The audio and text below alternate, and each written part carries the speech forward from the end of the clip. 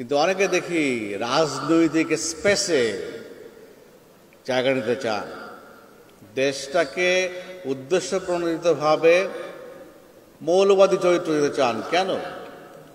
আপনারা এই যে এক শ্রেণীর যারা এই কাজটি করছেন, কোন উদ্দেশ্যে করছেন? আমার দেশ তো মৌলবাদী দেশ না, আমার দেশ তো শান্তিপ্রিয় দেশ, এবং ইসলামের যে ভার্সনটি আমাদের দেশে আছে শান্তিপ্রিয়। তাহলে আপনারা এই এক শ্রেণীর লোকজন কার ইশারায়, কোন ইঙ্গিতে, কার লক্ষ্য, কোন এজেন্ডা বাস্তবায়নের জন্য আপনারা আমার দেশটাকে মৌলবাদী চরিত্রের তকমা আটানোর চেষ্টা করছেন? কিছু একটা হলেই ঢাকা শহরে জঙ্গি মিছিল। পুজোতে তো আমরা ইন্দোনেশিয়া দেখি না মিছিল করার জন্য, মালয়েশিয়া যে মুসলিম কান্ট্রি সেখানে দেখি না মিছিল করার জন্য, Jordan is a Muslim country সেখানে দেখি না জঙ্গি মিছিল করার জন্য, সৌদি আরব তো আমাদের মক্কা, পবিত্র মক্কা মদিনা আছে, ওখানে ওখানে তো কাউকে দেখি না জঙ্গি মিছিল করার জন্য, দুবাইয়ে দেখি না, কাতারে দেখি না, মিডল ইস্টে কোনো কান্ট্রিজ দেখি না। তাহলে কথায় কথায় আমাদের এখানে জঙ্গি মিছিল কেন? দেশটাকে জঙ্গি চরিত্র দিচ্ছেন কেন? কার আপনারা উদ্দেশ্য হাসিল করতে চান? আজকে মিডল ইস্টে আমার মুসলমান ভাইদের রক্তে রঞ্জিত, দায়ী কে? গত সপ্তাহে ফ্রান্সে মুসলিম বিরোধী আইন তৈরি হয়েছে, দায়ী কে? সবচেয়ে বেশি মডারেট কান্ট্রি ছিল হচ্ছে এই ইউরোপের মধ্যে ফ্রান্স, সবচেয়ে বেশি অ্যাকোমোডেটিভ কান্ট্রি ছিল ফ্রান্স। সেই ফ্রান্সকে কারা মুসলিম বিদ্বেষী বানানো হলো? দেশে দেশে কারা পৃথিবীতে উন্নত এবং সভ্য দেশে মুসলমানদের দরজা বন্ধ করার ব্যবস্থা করছে? কারা? দেশবাসীকে, ধর্মপ্রাণ মানুষকে এই বিষয়টি উপলব্ধি করতে হবে। আমাদের বুঝতে হবে দুশ্মন কারা, কারা ফিতনা তৈরি করছে, কারা ফাসাদ তৈরি করছে, ইসলামকে টেনে, ইসলামের বাতাবরণের আড়ালে ইসলামকে পিছনে নিয়ে যাচ্ছে। আইএস এবং আইসিস যে পরিমাণ, যে সংখ্যক মুসলমানকে হত্যা করেছে মিডল ইস্টে গত 10-15 বছরে অন্য কোনো দেশের হাতে, অন্য কোনো বাহিনীর হাতে সেই পরিমাণ মুসলমান নিহত হয় না। একজন মুসলমান নিজে মুসলমান হয়ে আরেকজন নিরপরাধ মানুষকে কিভাবে খুন করতে পারে? এটা কোন ইসলামের বাতাবরণ? আমাদেরকে এ সমস্ত বিষয়ে ভেবে দেখার বিষয় আছে। ইউটিউব খুলেন, এক শ্রেণী আমি বলবো, সবসময় বলছি কিন্তু আমি, এক শ্রেণীর হুজুর ওয়াজ করতে আসেন, মাহফিল করতে আসেন, খালি ফাল পড়েন, খালি জাম করেন। এখন চেয়ারে যাবো কিন্তু চেয়ার কিন্তু সিংহাসনে বসেন কিন্তু, অথচ আমার নবী করিম সাল্লাল্লাহু সাল্লাম মসজিদের কি বলে ইয়াতে সিঁড়িতে বসে রাষ্ট্র পরিচালনা, মিম্বারের সিঁড়িতে বসে রাষ্ট্র পরিচালনা করেছেন। আর এক শ্রেণীর লোকজন মহাসিংহাসনে বসেন, একজন পিছনে বাতাস দেয়, পিছনে একজনকে গা টিপে। তো এরপরে এই ওয়াজ মেসেজ শুনতে হয় এক শ্রেণীর লোক কাছ থেকে, খালি কথা খালি ফাল দেয় এবং দেখবেন কি উত্তেজিত কথাবার্তা বলে। অথচ আমাদের মহানবী সাল্লাল্লাহু আলাইহি ওয়াসাল্লাম যতটুকু আমরা জানি, এখন তো আর আরবি নির্ভর না, এখন ইংরেজিতেও ইসলাম সম্পর্কে সাহিত্য আছে, বাংলাতেও প্রচুর লেখালেখি আছে, আরবিতেও আছে, বিভিন্ন ভাষায় আছে। এখন তো আর ওই জিনিস নাই যে একমাত্র আরবির উপর সব কিছু, বিভিন্ন ভাষায় আছে, চাইলেই সবাই পড়তে পারে। এবং ইউটিউবে করলেন আজকে ডিজিটাল বাংলাদেশ দিবস, সেজন্য মাননীয় প্রধানমন্ত্রীকে অভিনন্দন, দেশবাসীকে অভিনন্দন। আমাদের 11 কোটি মানুষ সিম ব্যবহার করে, 7 কোটি মানুষ ফেসবুক ব্যবহার করে এই দেশের। তো ফলে আমাদের দেশে কিছু একটা হইলে আগে বই পড়তে হইতো, এখন তো বই পড়তে লাগে না, মুহূর্তে এখানে বসে বসে ইচ্ছা করলে আমি অনেক কিছু ব্রাউজ করতে পারি। মোশে শ্যারন হাইফা বিশ্ববিদ্যালয়ের একজন Islamic scholar, who's a Jew Zionist, তার ওয়াজ শুনেন, তার বক্তৃতা শুনে ইসলাম সম্পর্কে কি অগাধ প্রগাঢ় পাণ্ডিত্য ইসলামের উপরে। আমি রিকোয়েস্ট করবো আজকে যাওয়ার পথে দেখবেন মোশে শ্যারন, ত্রিনিদাদের বিশিষ্ট ইসলামিক চিন্তাবিদ, নিউ ইয়র্কের একটা মসজিদের ইমাম আহমদ নজর হোসেন, ইংরেজিতে ওয়াজ নসিহত করেন, পড়ে দেখবেন কি অগাধ পাণ্ডিত্য ইসলাম সম্পর্কে, ধর্ম সম্পর্কে, এবং সেখানে শুনলে আপনাকে নতুন করে আবার ইচ্ছা হবে আমি আবার নতুন করে মুসলমান আরেকবার হই। আর আমাদের এক শ্রেণীর হুজুরের ইউটিউব দেখেন, ঘৃণা ছড়ানো ছাড়া, উত্তেজনা ছড়ানো ছাড়া, জঙ্গির মতামত ছড়ানো ছাড়া, সন্ত্রাসী চেতনা ছাড়া হোয়াট দে আর ডিসেমিনেটিং। তো এই কারণে রাষ্ট্রের পক্ষ থেকে ওদের যারা আমরা এখানে বসে আছি, অন্য কাউকে বলে লাভ নাই, রেসপন্সিবিলিটি গোস টু আস, আমাদেরই করতে হবে এটা। এবং এখানে অল ইনক্লুসিভ এডুকেশনের ব্যবস্থা করতে হবে। আমরা চাই যারা মাদ্রাসা থেকে বেরিয়ে আসবে তারা রাষ্ট্রের সব জায়গায় আসবে, তারা খাস জমিতে মসজিদ বানাবে না আর খাস জমিতে মাদ্রাসা বানাবে না। আর বানায় একটা খাস জমিতে, রোড অ্যান্ড হাইওয়েতে খাস জমিতেই বসে গেল একটা সাপড়া নিয়ে, পরে মাইক পরকালের ব্যবস্থা করার জন্য এই মাসের পরে মাস, বছরের পর বছর চললো এই বাইকিং। এই মসজিদ বানানো, মাদ্রাসা বানানো শুড বি স্টেট রেসপন্সিবিলিটি, যাতে করে খাস জমি বেদখল না হয়। একইভাবে যাতে আমাদের যারা মাদ্রাসা শিক্ষা ব্যবস্থাকে বেরিয়ে আসে তারা রাষ্ট্রের বিভিন্ন জায়গায় কাজ করে খেতে পারেন। আমি তো মাদ্রাসার কোনো লোকজনকে রাস্তায় দেখি না, কৃষি কাজ করছেন দেখি না, মৎস্য কাজ করছেন সেটা দেখি না। আমি কেন দেখি না? আমরা এই লোকগুলোকে, আমাদের যারা ইসলাম ধর্ম নিয়ে পড়াশোনা করছেন, আমাদেরকে অবশ্যই তাদেরকে মেইন স্ট্রিমে আনতে হবে, দায়িত্ব আমাদের। এখানে স্ট্র্যাটেজিক যে পরিবর্তন আনতে হবে, কৌশলগত, নীতিগত, সেই নীতিগত এবং কৌশলগত ব্যবস্থাগুলো আমাদের এখন নেওয়ার সময় হয়েছে। কারণ বাংলাদেশের মানুষ ধর্মপ্রবণ, ধর্মের উপরে আমাদের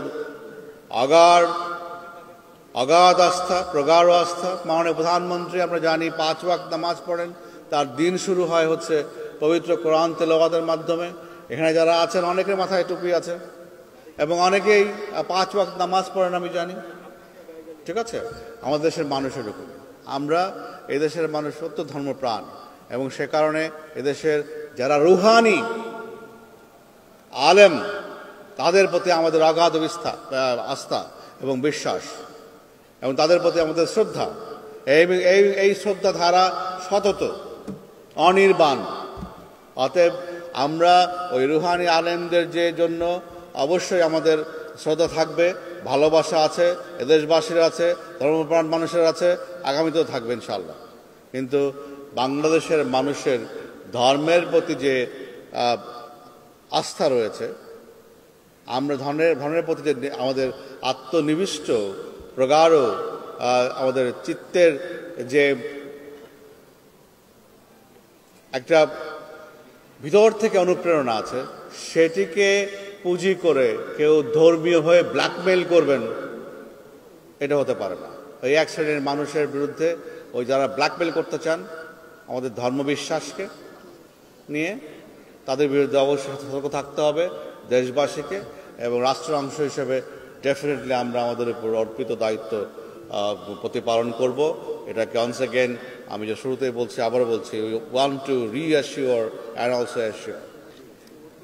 বঙ্গবন্ধুর ভাস্কর্যে যে উপরে যে ন্যাক্কারজনক হামলা করা হয়েছে রাতের অন্ধকারে, সেই পিশাচদের প্রতি আমাদের তীব্র ঘৃণা, আমাদের নিন্দা প্রকাশের ভাষা নেই। দেশ যখন শনৈ শনৈ এগিয়ে যাচ্ছে মাননীয় প্রধানমন্ত্রীর নেতৃত্বে, তখন আমরা দেখছি বারবার পেছন থেকে এই দেশটাকে টেনে হিচড়ে পিছনে নিয়ে যাওয়ার প্রবণতা। 18 কোটি মানুষ ঐক্যবদ্ধ, যেমন 1971 সালে ঐক্যবদ্ধ হয়েছিলেন বঙ্গবন্ধুর নেতৃত্বে, একইভাবে এই 18 কোটি মানুষ মাননীয় প্রধানমন্ত্রীর নেতৃত্বে ঐক্যবদ্ধ। আমরা দেশটাকে সামনে নিয়ে যেতে চাই। আমি প্রতিবাদের কথা বলবো না, কারণ আমরা এখানে রাষ্ট্রের কর্মচারী। We are the part of the government, and we are the government under the leadership of honourable prime minister. রাষ্ট্রের বিরুদ্ধে, দেশের বিরুদ্ধে, জনগণের বিরুদ্ধে যে কোনো ধরনের হামলা আমরা অবশ্যই এদেশের প্রচলিত আইন এবং প্রচলিত যে বিধি আছে তার মাধ্যমে সেগুলো মোকাবেলা করব। যারা সেদিন আমাদের অনেক সহকর্মী বলেছেন, আমি আই বি প্রেসাইজ, বক্তৃতা লম্বা করতে চাই না, এদের বঙ্গবন্ধু মানে হচ্ছে বাংলাদেশ। বঙ্গবন্ধু আমার দেশের সংবিধানের অংশ। বঙ্গবন্ধু এই দেশ দিয়েছেন আমাদেরকে, পতাকা দিয়েছেন, মানচিত্র দিয়েছেন, ভাষার স্বীকৃতি দেওয়ার ব্যবস্থা করেছেন। আমরা বাংলাদেশ বৈশ্বিক পরিমণ্ডলে উন্নয়নের যে ম্যাজিক হিসেবে নিজেদেরকে আবির্ভূত করেছে, তার সূত্রধর কারিগর বঙ্গবন্ধু শেখ মুজিবুর রহমান।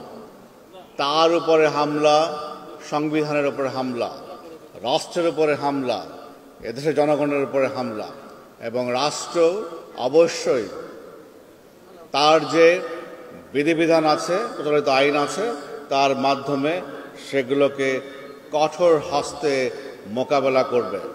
আমরা রাষ্ট্রের কর্মচারী হিসেবে, রাষ্ট্রের অংশ হিসেবে 18 কোটি মানুষকে এটাকে অ্যাসিওর করতে চাই, এবং এটাকেই আজকে এই মঞ্চে দাঁড়িয়ে রিঅ্যাসিওর করতে চাই।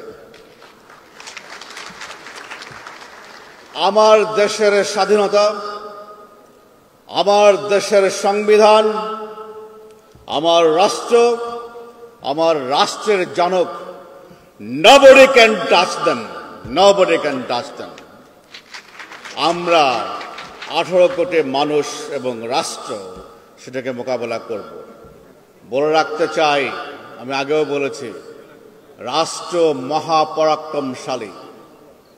রাষ্ট্রের বিরুদ্ধাচরণ করার দুঃসাহস দেখাবেন না। রাষ্ট্রের বিরুদ্ধাচরণ মানে হচ্ছে 18 কোটি মানুষের বিরুদ্ধাচরণ। রাষ্ট্রের বিরুদ্ধাচরণ সংবিধানের বিরুদ্ধাচরণ। রাষ্ট্রের বিরুদ্ধাচরণ মানে হচ্ছে 1971 সালে বঙ্গবন্ধু নেতৃত্বে যে 30 লক্ষ শাহাদত বরণ করেছেন তাদের বিরুদ্ধাচরণ। এটি এই জাতি, এই রাষ্ট্র, এদেশ বরদাস্ত করবে না। একই সঙ্গে আমরা দেখি, আমি জানি না, একটা বিশেষ ধরনের আমাদের দেশের মানুষের কিন্তু আলেমদের প্রতি, ইমামদের প্রতি অনেক অনেক গভীরতম শ্রদ্ধা রয়েছে। আমরা এদেশে মুসলমান ধর্ম প্রচার করেছেন রুহানি আলেমবৃন্দ, সুফি সাধকবৃন্দ। তারা কখনোই শক্তি প্রয়োগের মাধ্যমে, তরবারির প্রয়োগের মাধ্যমে এদেশে এই অঞ্চলে ইসলাম প্রচার করেননি। তারা ভালোবাসার মাধ্যমে এবং আল্লাহ তাআলার মহান বাণী, পবিত্র বাণী, সেটি প্রচার করে এই অঞ্চলে শত শত মানুষকে, হাজার হাজার মানুষকে ইসলাম ধর্মে ধর্মান্তরিত করেছেন। এখানে শক্তি প্রয়োগের কোনো বিষয় ছিল না। আজকে আমরা দেখি অনেকে উল্লঙ্ঘন করেন, মাসল ফ্লেক্সিং করেন, রাষ্ট্রের সঙ্গে muscle flexing. Go back, sit back and try to realize what you're doing. ঠিক আছে, আমার দেশ এই মহান স্বাধীনতা সংগ্রামের মাধ্যমে অর্জিত দেশ, গণতান্ত্রিক দেশ, অসাম্প্রদায়িক দেশ।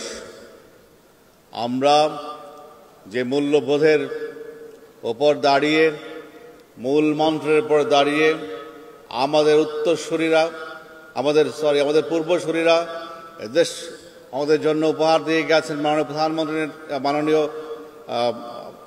বঙ্গবন্ধু নেতৃত্বে যে দেশ উপহার দিয়ে গেছেন, আমরা সেই মূল মন্ত্র, মূল নীতিকে সংরক্ষণের জন্য বদ্ধপরিকর। এবং আমাদের রাষ্ট্রীয় কর্মচারী হিসাবে আমাদের দায়িত্ব, আমরা সেই গুরু দায়িত্ব, এদেশের প্রতিটি রাষ্ট্রীয় কর্মচারী, প্রায় 14 লক্ষের উপর রাষ্ট্রীয় কর্মচারী দায়িত্ব পালন করেন রাষ্ট্রে, তারা প্রত্যেকেই দৃঢ়প্রতিজ্ঞ। একই সঙ্গে আমরা জানি আমাদের এই একটা মাদ্রাসা শিক্ষা ব্যবস্থা নিয়ে কথা বলেছেন অনেকে। আমাদের বোধহয় দিতে হবে ইনক্লুশনের জন্য, অল ইনক্লুসিভ একটা শিক্ষা ব্যবস্থা দরকার আমাদের। ইউটিউব,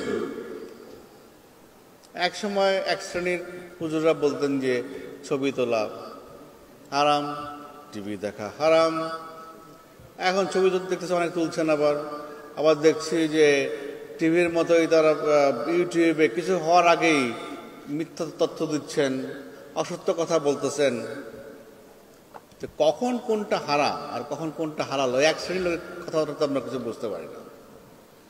এখন আমাদের দেশের মানুষ জাকাত দেয়, ফিতরা দেয়, দান খয়রাত করে, কোরবানি হলে চামড়া দিয়ে দেয়। উদ্দেশ্য কি?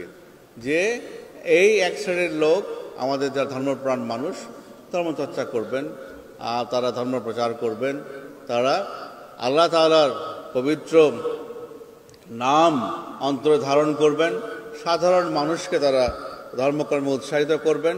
এই জন্য একথা বলে এবং বঙ্গবন্ধুর প্রতি আরেকবার শ্রদ্ধা নিবেদন করে, এদেশের সকল রুহানি আলেমদের প্রতি আরেকবার শ্রদ্ধা নিবেদন করে শেষ করছি। ভালো থাকবেন সবাই।